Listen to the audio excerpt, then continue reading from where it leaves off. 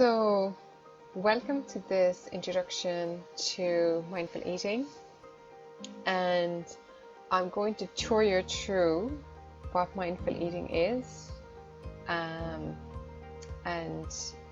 we're going to start off by looking at the definition of mindfulness. Then we're going to go through the definition of mindful eating. Then we're going to cover a short bit about what mindful eating isn't, because I feel that's important to mention. I'm going to introduce you to the benefits of practicing mindful eating and how to bring mindfulness to the table, i.e. how do we practice mindful eating, like how do we make it a reality. But first, before we do that, let's just give you a few sentences of who I am, who is taking you through this tour for this presentation. So my name is Linn Torstensson. I'm a nutrition therapist and I'm based in Ireland. I'm a food blogger, and you can find all my musings, my recipes and creative expressions over on my blog, Straightforward Nutrition. I take a mind-body nutrition approach to health and healing, very much like Louise does, and because I believe that the two aren't really separated, and that how we live and eat is deeply intertwined. I also believe in a personalized nutrition approach, and within the personalized nutrition, I feel that mindful eating sits really well because it's helping you to guide you what choices are best for you. And I also practice a health at every size approach, which basically means that everybody deserves good quality health and health care. So let's start with the definition of mindfulness.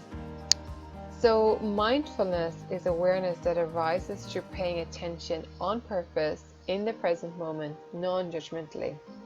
And this definition comes from Jon Kabat-Zinn, which is a founder of the MBSR program back in the late 70s.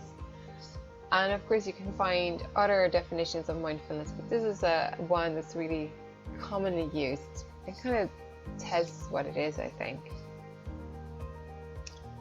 So this introduction to mindful eating will bring you an extension of course, mindful eating comes from mindfulness. It's like how we bring mindfulness to our eating experience. And what I want to teach you with this presentation is also that it is more than what many people just think about when they hear mindful eating, that it is slowing down, chewing more, being more present. But there is a bit more to mindful eating than that. So what is it then? So one of the definitions is that it's a way of using all your senses in choosing to eat food that is both satisfying and nourishing to your body.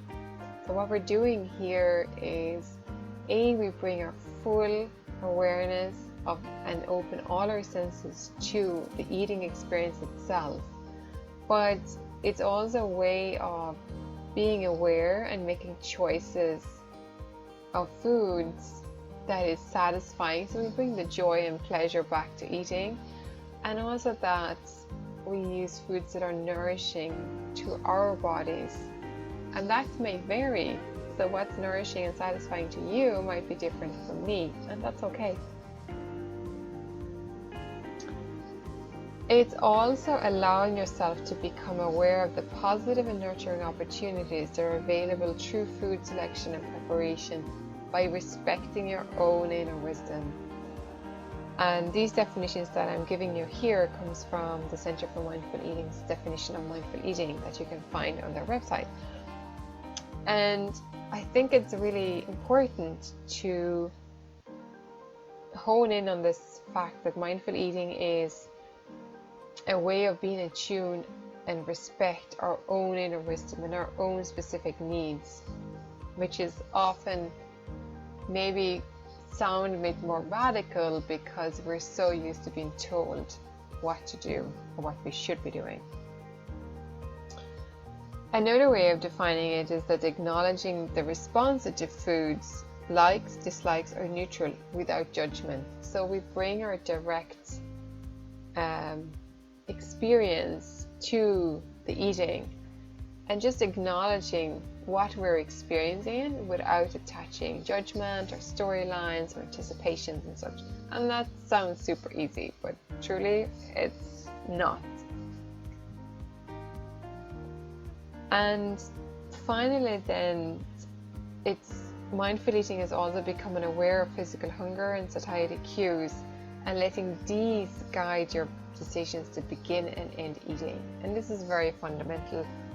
Also, again, something that is not always as easy as it sounds, but it starts with an intention. You might have heard it before that diet and dieting doesn't work and that we need a different approach. And I truly believe that it's time to nourish the body with a mindful approach, and that this sits really well within personalized nutrition and personalized needs. What is important to notice and understand is that mindful eating is not a weight loss strategy. Sometimes, and by some people, it becomes co-opted as this weight loss strategy. And often then it is because if we turn from mindless eating to more mindfully aware eating behavior, for some people this might change their body size because maybe they are carrying more weight than what their individual body set point is, and they may lose weight, but not everybody does, because you might be at a weight that is that is right for you. So it's important to realize that mindful eating is not really it's not another diet, and it should not be seen as such, and it's not another tool to use to control your eating, because what it truly is that it is a way to create a healthy dynamic relationship with food and eating, and it is a way of helping you or cultivating awareness so that you become the expert on you.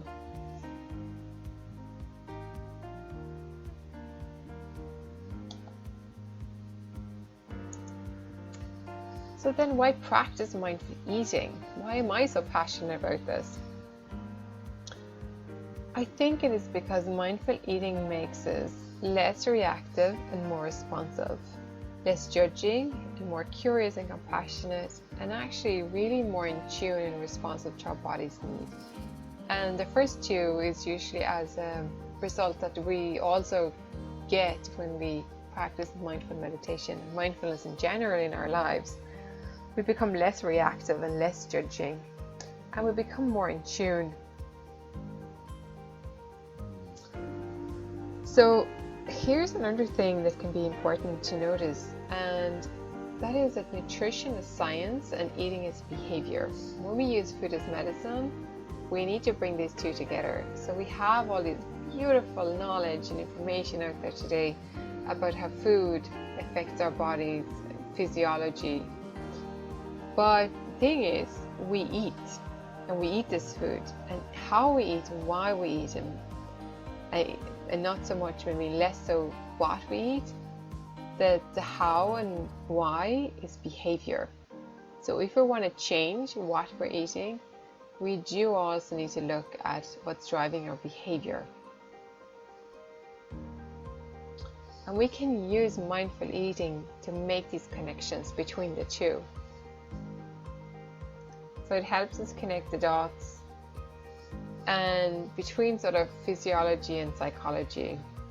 And it's to become aware of what drives our desire to eat. So these could be the physiological cues, and what's driving our food choices. So this might be our emotional, mental, and even maybe spiritual choices or needs. So on that spin, I want to ask you, have you ever asked yourself these two questions? So the first one would be, how does the food I eat make me feel? And this is the physiology. but this is you being in tune to how to say nutritional science make you feel. How does it affect you and your body, and being in tune to that. But this is the physiology. And then of course we have the other opposite side, and this is how do my emotions, thoughts and feelings affect my food choices. And you know, maybe you've walked past a bakery or something and you go, God, you know, I'd fancy that. And maybe that isn't, maybe you're not actually physically hungry, but there is thoughts or there is memories or something that is cueing you to eat. Or maybe you're feeling tired or sad or upset, and that is making, you know, giving you a desire to make a food choice. And how are those emotions affecting the type of food that you choose to eat?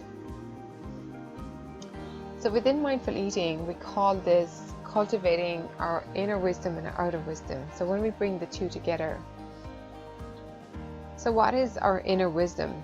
So the inner wisdom is learning to listen to our body's signals and cues like hunger, fullness, satiety,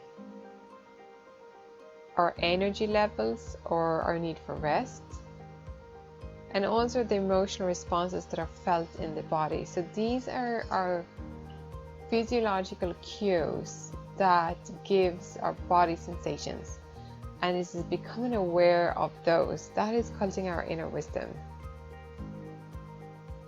So what's our outer wisdom then? So this is what we kind of define as wise use of the knowledge that we have for what brings positive health benefits. So these are things that we learn. For example, we know that eating enough vegetables are going to be beneficial for our health. Getting enough protein is going to be beneficial for our health. Exercising and movement, it also brings numerous positive benefits, both our mental health and our physical health. Drinking enough water is important. We know that. We hear it time and time again. Resting, getting enough sleep is also conducive for health. So the outer wisdom is maybe knowledge that you've accumulated, things that you've learned. So how do we bring the two together? Well, we do it by cultivating awareness. And this is bringing this space for choice. And when I talk about space for choice, it's like making a wise choice. And it is a wise choice is when we bring the inner wisdom, so we're noticing our physiological needs and we're matching that up with outer wisdom. Maybe we have a knowledge of certain ways of, you know, that is going to match with this need. So if I'm hungry, then I need to eat, and my outer wisdom can guide me in what's going to be the best food choice. And when I make a match between the two, I'm making a wise choice. And usually the wise choice is something that is going to be more satisfying and nourishing to my overall sense of health and well-being. The other thing though is that with mindfulness, it's not just about slowing down and create this space for choice. It's also important to remember, and I think we sometimes forget this, that we bring the quality of attention or the attitude of mindfulness to our direct experience of eating as well as of living, because it tends to spill over. And these qualities are like what I mentioned in the beginning. So it is kindness, it is openness, it is curiosity, it is compassion, and it is non-judgment. So we bring these qualities of this kindness, openness, curiosity, compassion, non-judgment to our experience. And I think we sometimes forget that when we talk about mindfulness. This is this quality of attention and awareness with these 5 different attitudes, or attitudes maybe is the right word. So how can you practice mindful eating then? So of course it is, you know, how we eat, that we're slowing down, we're taking our time, we're being present, we experience the food.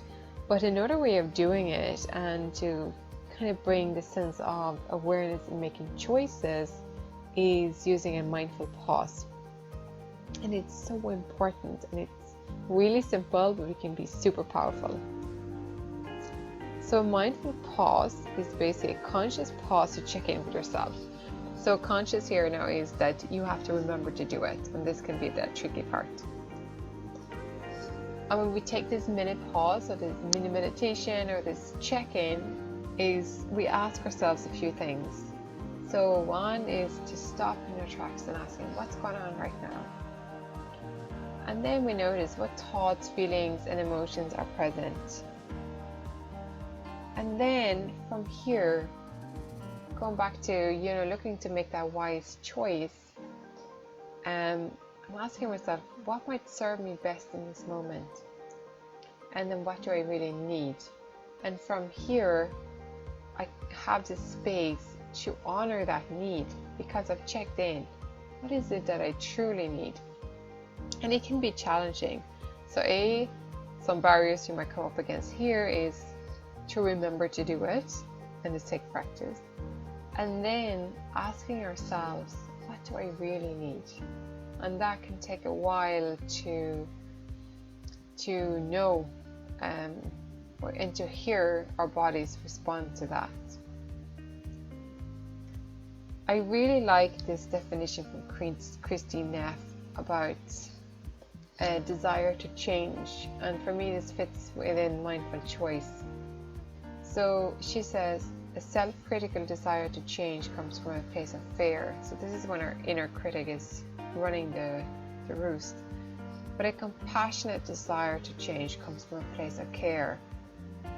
And truly, what place are you choosing from? So when you are wanting to do something different, ask yourself, place am I coming from? Is it fear or is it care? Because when we're choosing from a place of care, it's going to be a lot more sustainable, the behavior change that we're looking for. So mindfulness is practice, and how do we cultivate this kind of quality of attention to our eating experience and our relationship with food and eating, and maybe even our bodies? And we do it the best way through using a combination of reflection and curiosity. So to reflect and be curious, it's useful to ask ourselves these questions. So what do you notice when you either eat a particular time of the day, or eat a particular food, or respond to a certain experience in a certain way? And we bring this kind of curiosity in this space for reflection. So what happens? And then we just notice. Or you might ask, or you might bring your curiosity to start looking at what might happen if you eat a bit earlier than usual, if you change your dinner time around, or what might happen if you choose a different breakfast, or what might happen if you bring your own lunch or create space to do so. Just notice. And then, because we notice and we ask questions with curiosity and kindness, we have the space for reflection, and we can notice what we learn from doing something different.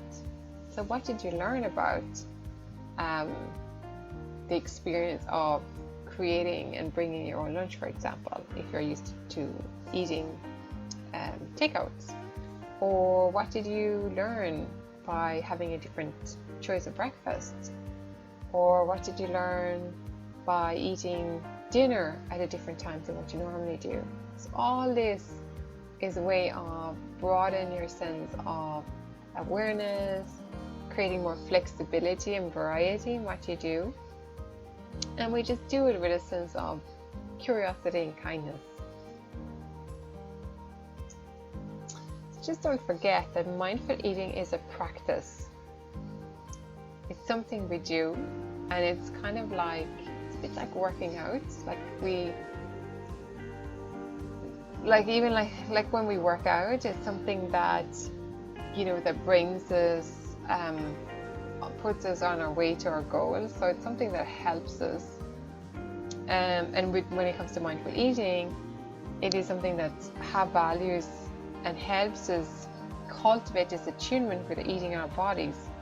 But it also holds merit simply by practicing it. So if you think about mindful eating a bit like, going for a walk or run or your exercise routine. So yeah, you work out and you might get stronger and fitter and you have more energy to do more.